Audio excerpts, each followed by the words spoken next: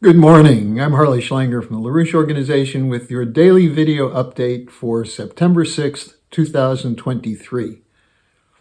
We're now at a point where I think it's fair to say the world is being shaped by the battle between the BRICS and the Brits. Now, let me start by just saying to those of you who are from Britain or the British Commonwealth, when I talk about the Brits, I'm talking about your establishment, the City of London, the military intelligence networks, and the defense industry, not the people. The people in the British Empire, or the British Commonwealth, I should say, are the victims of this policy also. And I would urge you to join us to put an end to the modern Anglo-American empire, which is what is now coming into view with the emergence of the BRICS and the Global South. Now, a few regular viewers have expressed their concern about the implications of the success of the BRICS summit. And let me just give you some of what people have written to me and have said. The adding of 6 new members to the BRICS is causing some people to scratch their heads. The importance of Saudi Arabia, United Arab Emirates, and Iran joining. Fear is that this gives now puts in the BRICS the control of international oil and gas production, or the predominance of that between the 3 new members, but also adding Russia in the OPEC plus. The concentration of oil and gas is only a problem if the West continues to follow the lead of Germany of shutting down the use of fossil fuel and nuclear power and relying only on inefficient and expensive green energy transition. So this shouldn't be a problem for anyone. There's the fear of a communist plot led by China to take over the world.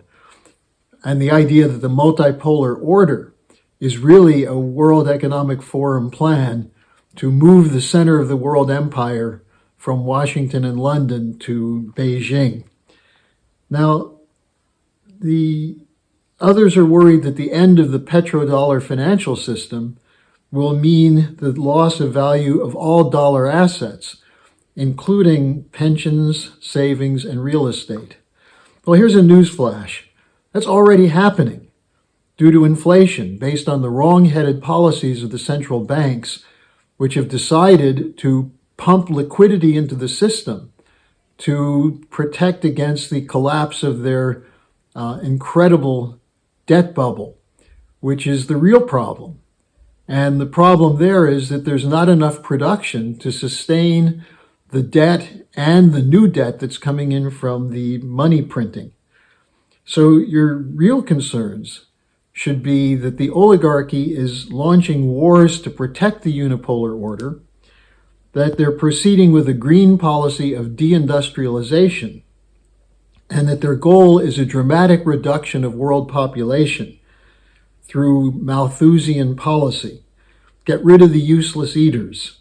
This is part of what's underway with the consolidation of a global banker's dictatorship. Now, instead of capitulating to fear, join us to assure there'll be a successful transition to a new development architecture that benefits all of mankind. And it's based on the principle of physical economy, especially as developed by Lyndon LaRouche with his conception of the American system of physical economy. And along with that goes the idea of the Peace of Westphalia, that you recognize the sovereign rights of all nations. There should be no foreign interference in governments and against nations. And instead, there should be a commitment to sharing the benefits of advances in science and technology to increase the global wealth production, so that instead of a no-growth policy which leads to geopolitical confrontation, you have a commitment to what the Chinese call win-win, mutual benefit from expanding the overall global economic pie. Now, this is a busy week ahead in this confrontation, the BRICS versus the Brits. There's an ASEAN meeting underway in Indonesia right now, where many of the new principals in the BRICS will be meeting to consolidate economic deals, trade, and the discussion of a move to the use of national currencies outside of the control of the dollar system. There's the G20 summit coming up in Indonesia. In India, which could lead to a confrontation because the West is committed to trying to provoke India to break with China and with Russia and with the BRICS. So this is something that's important to watch. Joe Biden is scheduled to be there. We'll see whether he stumbles around and causes some trouble. But as President Putin has said, the shift to a new multipolar system is unstoppable. Then there's the Eastern Economic Forum in Vladivostok that's coming up. And then possibly most important of all in terms of shaping the discussion for the agenda will be the Schiller Institute conference on September 9th, an online conference, and I'll cover some of that in just a moment.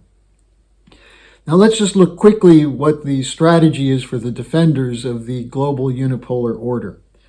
1. Continue the war against Russia and Ukraine, with the special target being Crimea, but also increasingly into Russia itself. Secondly, expand NATO to Asia, the idea of a global NATO, which is to prepare for a war with China.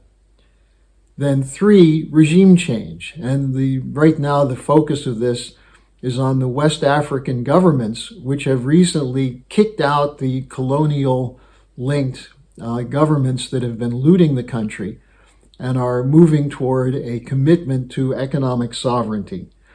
We'll see whether the French have their way in carrying out a counteroffensive against these coups. And then 4th, the use of censorship to keep Western populations fearful, so they'll passively accept the spread of a global banker and corporate dictatorship.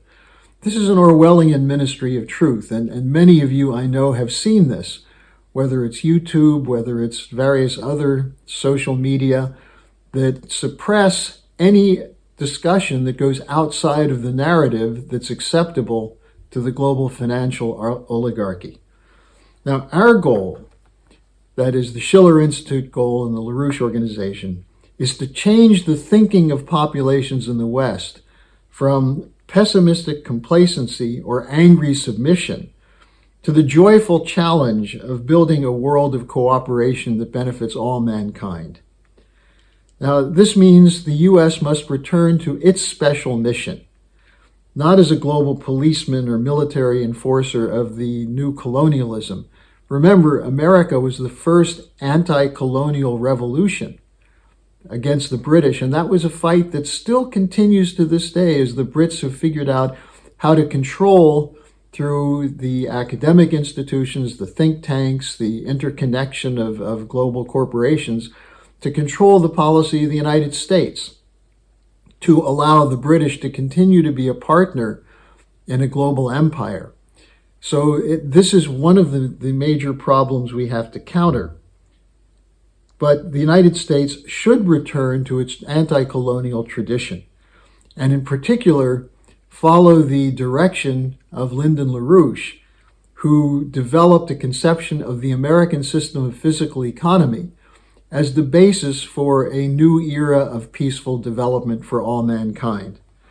For Europe, it means you have to give up the role of being a junior partner in the Anglo-American Empire and return to the best tradition of Europe, exemplified by the Golden Renaissance, which led to tremendous advances for all civilization. Now, this is what will be the subject of our September 9th conference, the Schiller Institute conference. We'll be discussing what are the ideas that are compatible with a positive transition to a new security and development architecture. The title of the conference is Let Us Join Hands with the Global Majority to Create a New Chapter in World History. I'll have a link for the registration for that conference at the bottom of the description page. I really urge you, especially those of you who have some of the fears I mentioned earlier, to sign up for the conference, to attend it, to think about it, and to engage in an ongoing dialogue with us.